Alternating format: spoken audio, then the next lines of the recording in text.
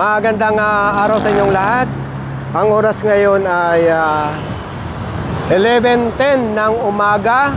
At ngayon ay Sunday, September 17, 2023. Nandito tayo ngayon sa may High-Rise Grill. At ito ay isang buffet. Madali lang itong matonton mga kabayan. Kung mapapadaan kayo dito sa may kahaba ng Marcos Highway. So ayan yung LRT2. Tapos ayan naman yung Ayala Feliz or Ayala Mall Feliz. Ito naman yung papunta ng Masinag or Antipolo.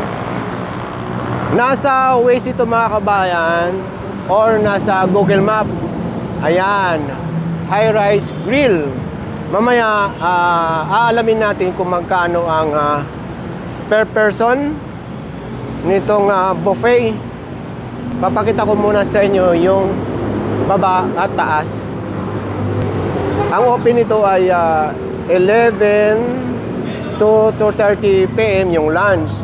Tapos 5:30 to 9:30 PM yata yung pag-dinner. Ito yung baba. Bago tayo pumasok sa loob or sa baba at taas, ito.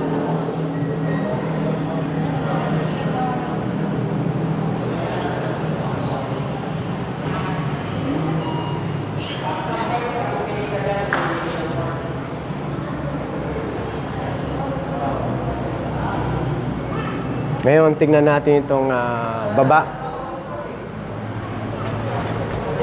Kung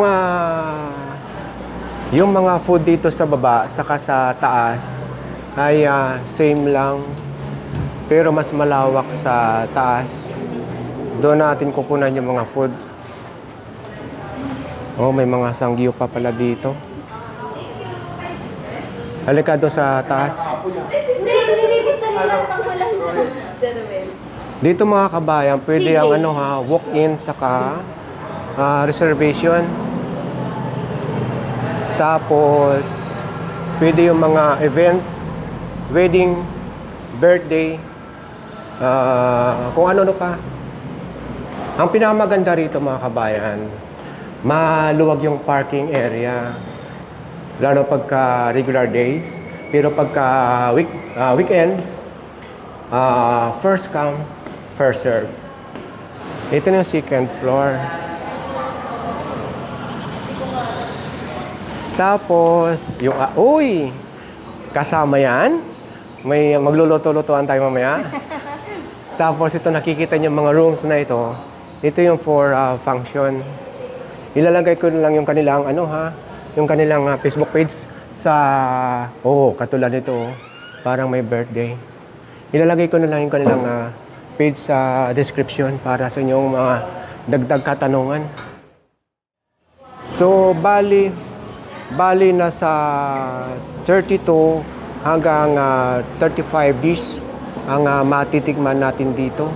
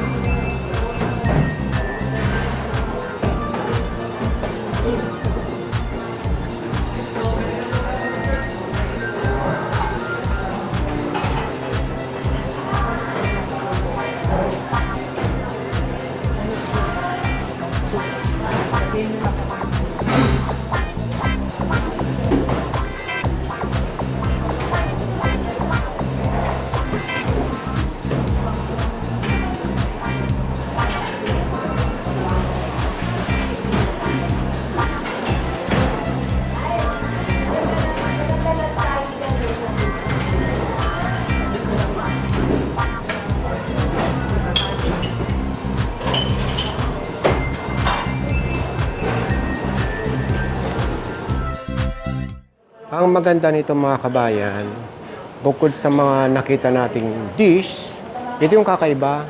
Kasi mayroong kasamang sangyup na kasama sa babayaran natin mamaya.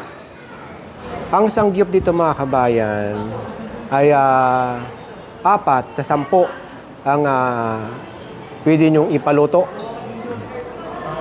Ibig sabihin, mayroong choices na 10 doon at chichikan lang natin ang mga pwede nating ipaluto.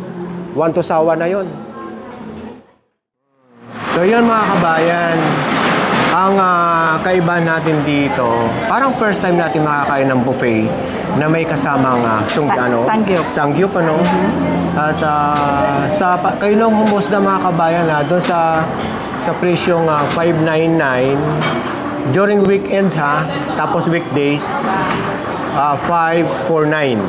Pag weekdays 549 per person, pagka weekends 599. Parehong may kasamang sangyup. Tapos sa birthday promo, dala lang kayo ng 5 tao, yung celebrant, free. Parang ganon. Umuusok na. Oo. Tapos, kumuha rin ako ng food. Itong Korean, kare-kare, saka yung fried rice. Sana nga ba ako kanina? Ito. Yung kumuha si Sweetie ng pansit, maki. So, yun na. Ngayon, ang focus natin dito sa buffet na may sangyup. Katulad ng dati nating ginagawa mga kabayan, pupunta tayo sa mga ganitong buffet. Siyempre, maraming pagkain. Tikim-tikim lang tayo. Ang importante, nadadala na din kayo sa isang lugar, yung klase ng food, at higit sa lahat yung presyo. Habang nagluluto nito, tigman nga muna natin itong kanilang kare-kare.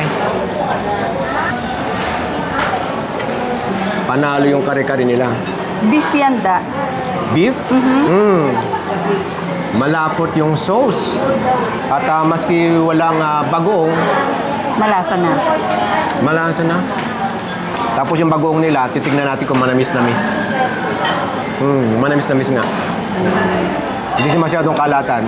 Lumamang na yung manamis-namis. Yung texture, ayan o. Parang ang lambot ano? Ang lambot. Sana maging consistent yung lasa ng kare-kare saka yung tender.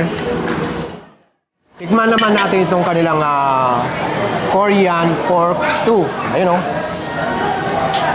Ako hindi ko na alam pangalan na kinuha ko eh. Itong pansit nalimutan ko na. Anong tawag nila? Itong Korean pork stew mga kabayan, ito, laman siya lahat ng pork. Yun nga, pagka tinitikman mo, yan, medyo matigas. Pero malambot na siya kasi puro laman. Luto na yung bacon. Okay naman lasa ng Korean pork stew. Ang halo nitong mga sangyup, ayan, cucumber. Hindi ko na alam kung anong mga pangalan yan. Pero ang alam ko ito, kimchi.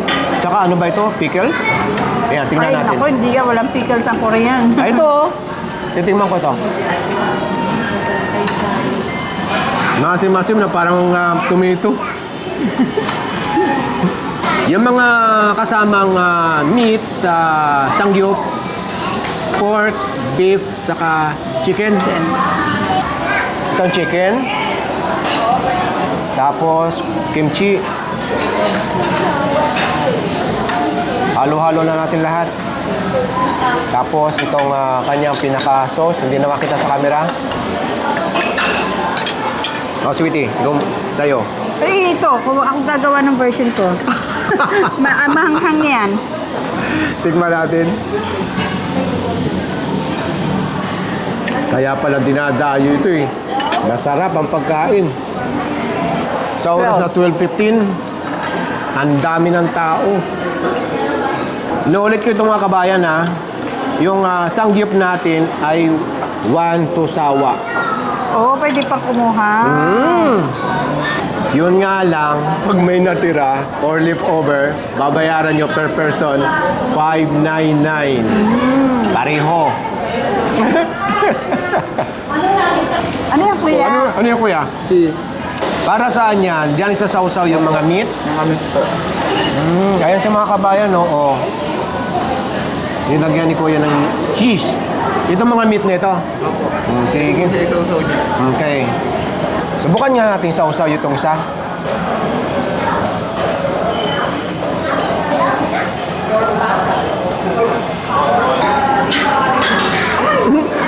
Ang init. Hininaan ko ng apoy niya kasi malakas. Okay lang na chicken with cheese, pero hindi pa ako kontento sa lasa. Mas maganda kung ibabalot ko ito sa dahon ng litos, isasawsaw ko dito sa cheese, saka lalagyan ko nito mga ito. Lagyan natin ng cheese. Lagyan natin ng kimchi.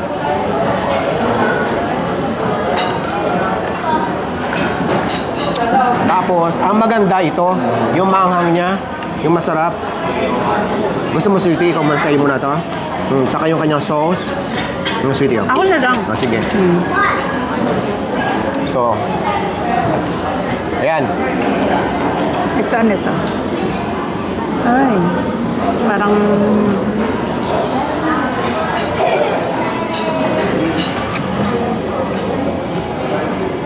Ito.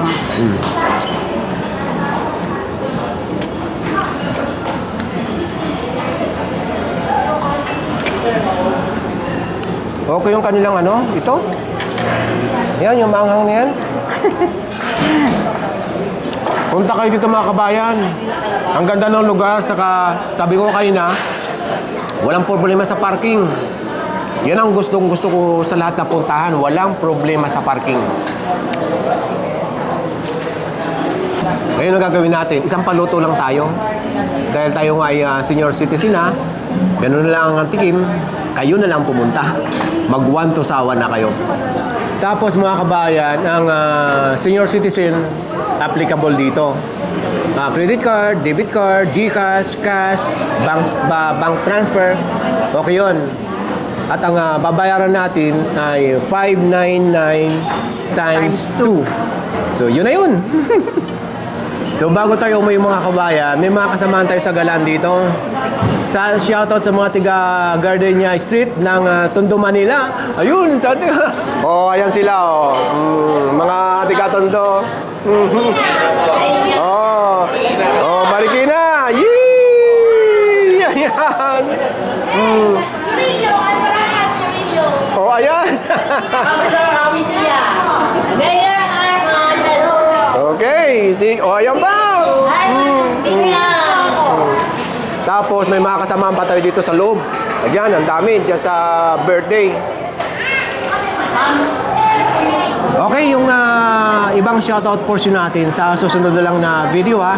Mag-iipon pa tayo, okay? Bye! Bye!